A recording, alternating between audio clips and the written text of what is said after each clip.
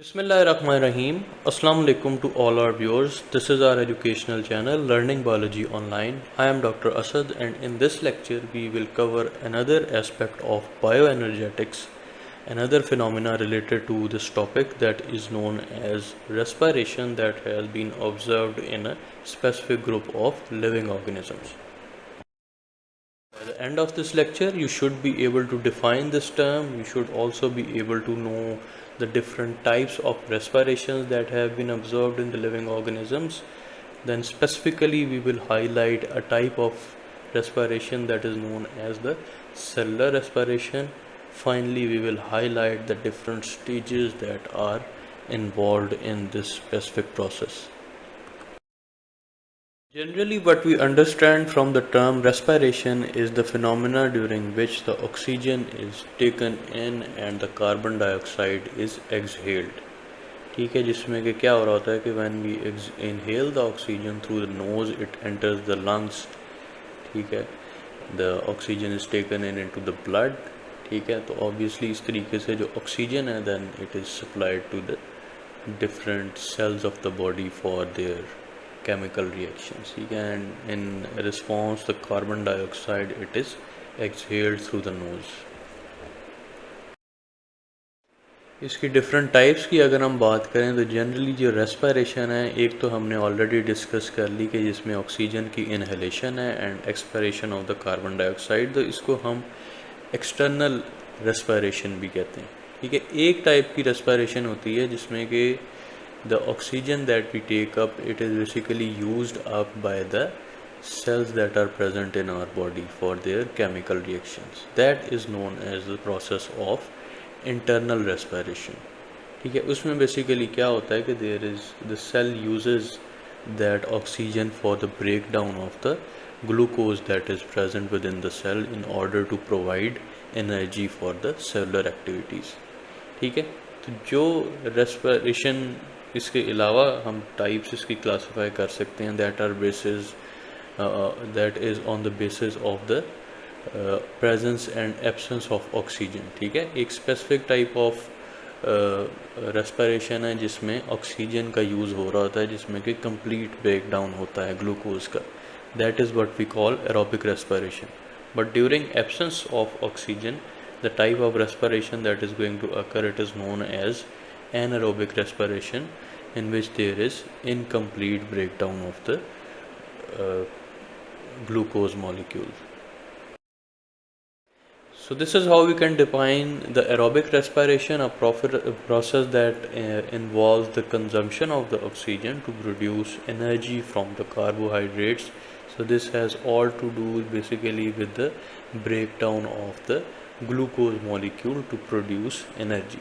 ठीक है, इससे रिवर्स मैकेनिज़्म अभी हम पढ़ के आ रहे थे कि जिसमें हम प्लांट्स के केस में फॉर्मेशन ऑफ ग्लूकोज पढ़ते हैं. ठीक है, तो हम ये भी कह सकते हैं कि वो जो लाइट और डार्क रिएक्शन हमने पढ़े, जिसके बाद that are components of photosynthesis, जिसके बाद ग्लूकोज बन रहा है, तो that is more of an anabolic reaction के डिफरेंट कंपोनेंट्स जो हैं वो कंबाइन करके they are forming an energy molecule.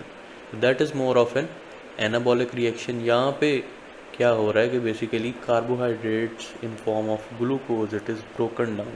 सो इसको हम कहते हैं कैटाबॉलिक रिएक्शन. ठीक है, या कैटाबॉलिज्म, जिसमें कि एक बड़ा एनर्जी मॉलिक्यूल जो है that is broken down to release energy and some other by products.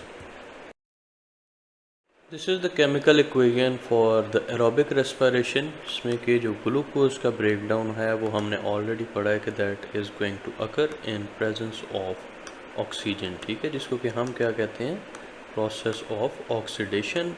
इस प्रोसेस ऑफ ऑक्सीडेशन को डिफाइन कैसे किया जाता है कि there is addition of oxygen, release of hydrogen ion and electrons as well. अब जब भी इलेक्ट्रॉन्स जो हैं वो रिलीज़ होंगे तो क्या होगा कि यहाँ पे जो NAD है that will be converted into NADPH. ठीक है, ऑब्वियसली ये जो है इलेक्ट्रॉन्स गेन कर लेता है. टू मॉलिक्यूल्स ऑफ NAD ये they are converted into NADPH. Final जो प्रोडक्ट होता है इसका एरोबिक रेस्पिरेशन का, वो क्या होता है कि there is formation of the pyruvic acid and release of energy. ठीक है, तो ये जो रिएक्शन है this occurs within the cytosol of the cell. ठीक है, इसके बाद का जो प्रोसेस है, जब हम सेलुलर रेस्पिरेशन को डिटेल में पढ़ेंगे, then we will discuss how particularly these molecules they are formed and then how this pyruvic acid it further breaks down। ठीक है, क्योंकि जो सेलुलर रेस्पिरेशन में एरोबिक रेस्पिरेशन वाला कंपोनेंट है that uses oxygen and it passes through different cycles and different processes to be converted into energy, plus we will also focus on how the pyruvic acid is formed. So this is the general equation for the aerobic respiration। Anaerobic respiration की अगर हम बात करें, so this is a type of respiration that occurs in the absence of oxygen. और इसका result क्या होता है कि there will be incomplete oxidation of glucose and it can occur through the process of either alcoholic fermentation, जिसमें क्या होगा कि ग्लूकोज के ब्रेकडाउन से पायरुविक एसिड बनेगा और pyruvic acid is then transformed into ethyl alcohol. और what is going to happen in set of different organisms से ग्लूकोज से जो पायरुवेट के मॉलिक्यूल्स बनेंगे दो, that will then transform into lactic acid. इसको हम कहते हैं लैक्टिक एसिड फर्मेंटेशन। सो दो टाइप्स हमें नज़र आ सकती हैं फर्मेंटेशन की। In case of anaerobic respiration they are either there is going to be fermentation of the alcohol, ठीक है, और there is going to be fermentation of the lactic acid. ठीक है, तो जैसे कि यीस्ट हैं या कुछ other simple unicellular eukaryotic organisms हैं, उसमें there is formation of alcohol. ठीक है, तो इसको हम कहते हैं अल्कोहलिक फर्मेंटेशन। तो when we will discuss anaerobic respiration in detail, we will go through each of these reactions as well in detail कि किस तरह से अल्कोहलिक फर्मेंटेशन या लैक्टिक एसिड फर्मेंटेशन होती है। Lactic acid fermentation human beings के case में तब होती है when we do excessive exercise और मसल्स को ऑब्वियसली उस हिसाब से ऑक्सीजन के इनटेक की नहीं जो है वो आदत होती, तो that results in formation of lactic acid that is further broken down into energy later on। Final part of this lecture includes the cellular respiration, that is a metabolic process involving oxidation of glucose to release energy in form of ATP। अब यहाँ पे आप देख सकते हैं कि metabolic process का क्या मतलब होता है कि it must be involving both the anabolism formation and the breakdown of certain objects or the chemical compounds।